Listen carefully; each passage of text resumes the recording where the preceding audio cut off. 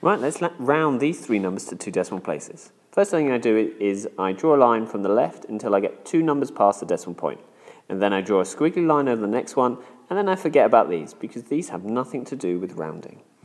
Now, the 4 tells us if we stay the same or we round up. Now, as it's less than 5, we stay the same. So this answer will be 8.32.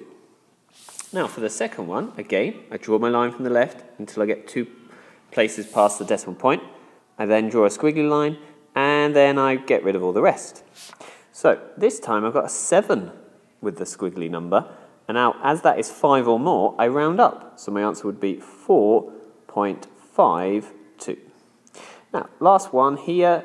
Again, I keep going from the left until I get 2 numbers past the decimal point. Then I draw a squiggly line, and then I ignore the rest. Now, this time it's a 5. Now, 5 rounds up, but this is a 9. So 9 would become 10. So what I do this time is I put a 0 here, and I add 1 to the 6. So this becomes a 7. So my answer would be 10.70.